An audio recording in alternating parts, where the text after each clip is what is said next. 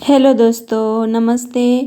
આજે મેં બનાવ્યા છે મેથીના મુઠિયા, જે મુસાફરીમાં લઈ જઈ શકાય, ચા સાથે નાસ્તો કરી શકાય, ચટણી સાથે પણ નાસ્તો કરી શકાય અને ખૂબ લાંબો સમય સુધી સ્ટોર કરી શકાય એવા મેથીના પોચા અને કડક મુઠિયા।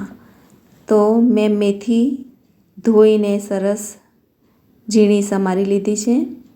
એમાં મીઠું, વલિયારી, અજમો, હળદર, મરચું અને ધાણા જીરું પાવડર એડ કરી દીધો છે।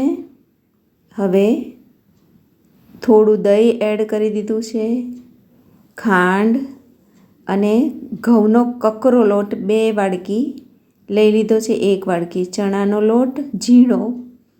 હવે આપણે મોણ માટે એમાં તેલ એડ કરીશું। આમાં મીઠા સોડા યા તો ઈનો એવું કશું જ નાખવાની જરૂર નથી, કેમ કે આપણે દહીં નાખ્યું છે અને મોણમાં ઓઇલ નાખ્યું છે, એટલે ખૂબ જ પોચા અને ઉપરથી કડક એવા સરસ મુઠિયા તૈયાર થઈ જશે।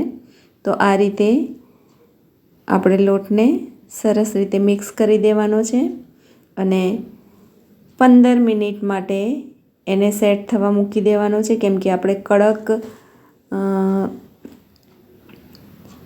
ઘઉંનો કકરો લોટ નાખ્યો છે એટલે સેટ થઈ જાય। હવે આ રીતે ઓઇલવાળા હાથ કરી અને આપણને જેવી સાઈઝ ગમતી હોય, લંબગોળ યા તો ગોળ, મને ગોળ સારા લાગે છે, તો આ રીતે મેં લીંબુ જેવા, લીંબુથી નાના એવા ગોલા તૈયાર કરી લઉં છું। તૈયાર છે મેથીના મુઠિયા। તો આ રીતે મેં તેલમાં બધા જ મુઠિયા એડ કરી લીધા છે અને ધીમા તાપે સરસ કડક તળી લેવાના છે।